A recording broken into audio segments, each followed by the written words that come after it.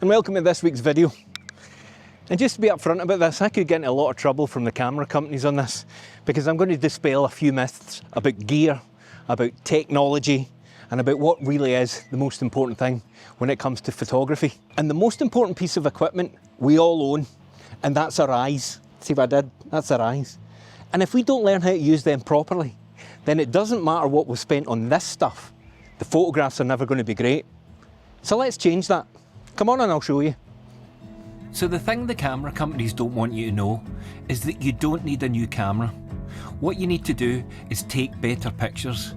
Take your time composing your image, and then that new lens or that new camera body becomes redundant because the gear you've got is the gear you need.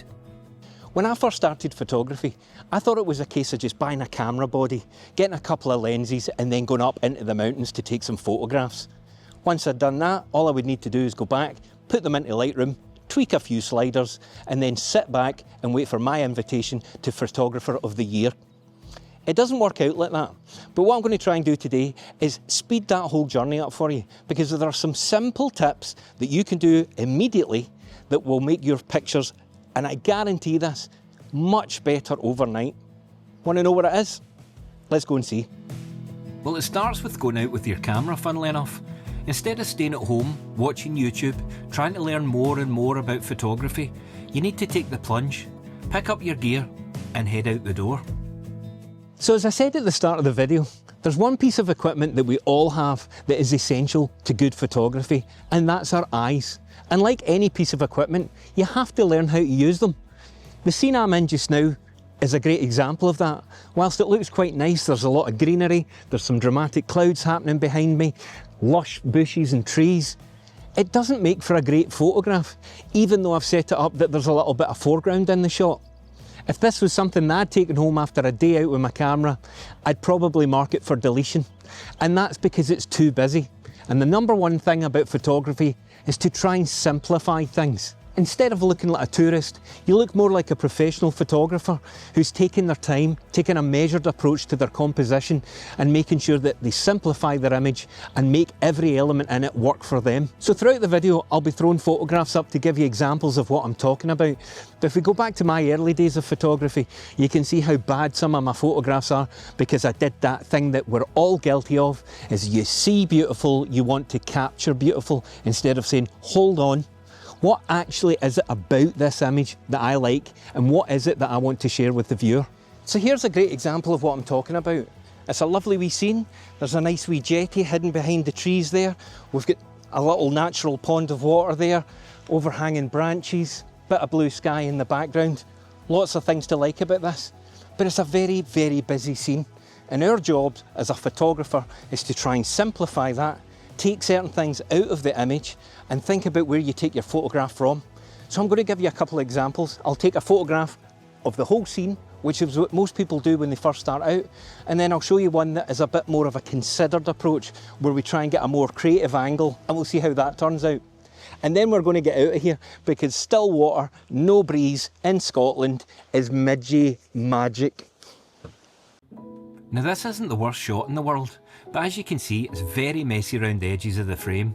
There's too many branches, too many rogue leaves, and you don't really know what you're looking at. Contrast it with this image, far more simple.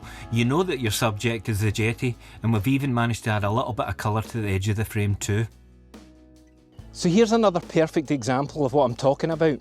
As I came round the corner there, I was caught by this leading line of the path, and it leads all the way up to a tree that is centred perfectly in that path.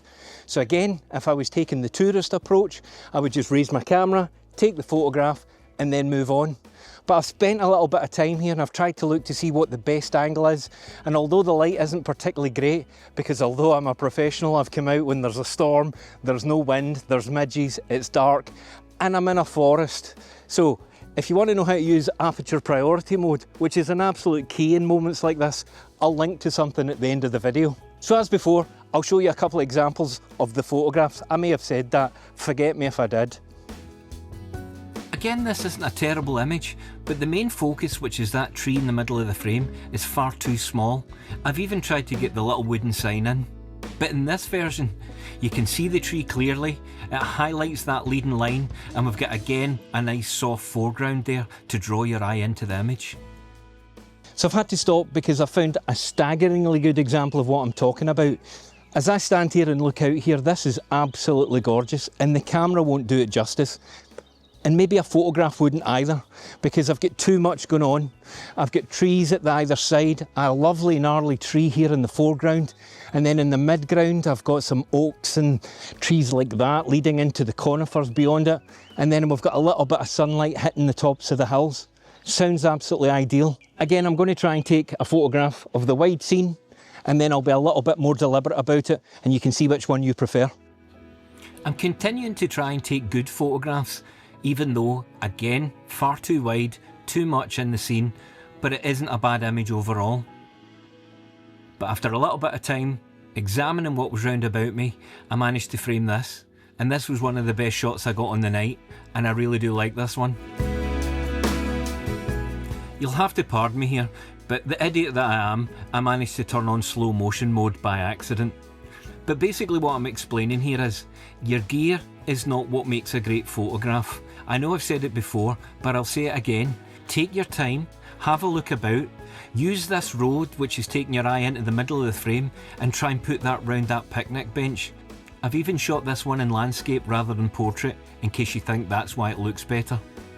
So what do you think? Which one's your favourite?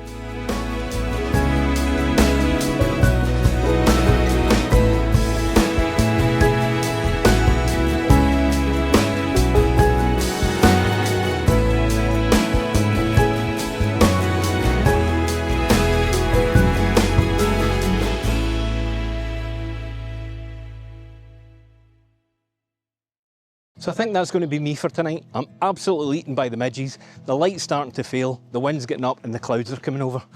But I hope that's been useful. Really what we've looked at today is about simplifying your images, and also not just taking the first thing that you see. Take a bit of time, get in amongst the mud and the bushes, and try and find an angle that's unique to your shot.